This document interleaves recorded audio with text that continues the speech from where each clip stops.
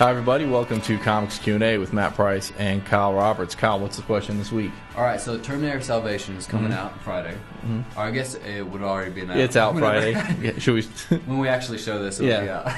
But basically, Terminator Salvation is coming out, and how has Terminator been adapted through the comics throughout the years? Well, Terminator has been kind of all over the place.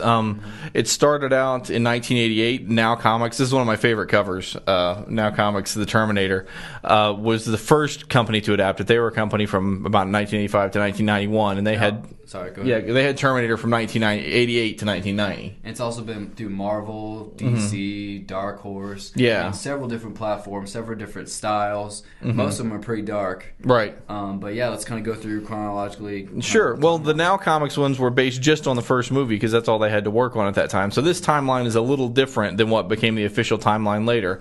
And that's why you can't find these in collected editions nowadays. If you go to your local comic book store, you can probably still pick up some back issues. But the Now Comics ones haven't been collected. But they were the first ones to do it. They had the license for a couple of years. And like I said, I love that cover. Then around 1990, I believe 1991, Dark Horse picked up the license. And they are the ones who have done the most Terminator comics over the years.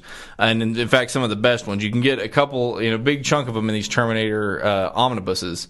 In the first volume, you've got some stories by James Robinson, who writes Superman now. And one of them is illustrated by Matt Wagner. That's probably my favorite Terminator story, is a James Robinson, Matt Wagner story.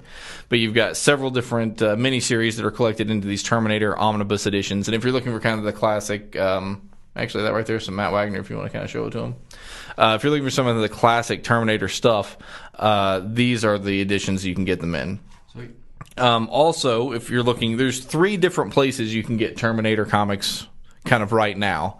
Dynamite is doing Terminator Revolution. They also did Terminator Infinity, and it's sort of based on T2. Those are sort of following the storyline from T2, and they've got that adaptation. And then secondly, you've got Terminator Salvation, which is the new movie, and IDW has the license to do a prequel to that movie. The reason it's kind of split up so much is because all the movies are now owned by different people, Terminator 1, 2, and 3, so you can have, I guess, 3 different people essentially have licenses based on which movie they're talking about. Well, 1, 2, and Salvation. I don't know what Terminator 3 is tied into exactly right now. Beckett, at one point, did have comics based on Terminator 3, but those are other ones you just have to kind of haunt your back issue bins to find.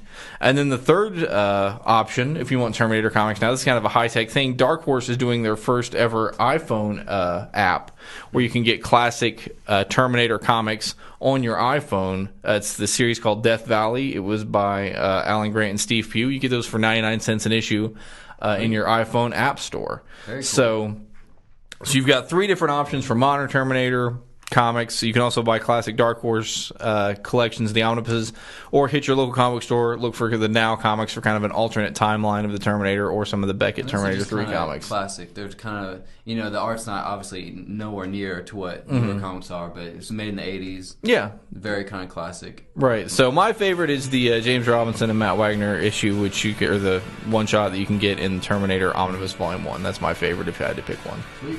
All right, so for Kyle Roberts, I'm Matt Price. Thanks for watching. See ya.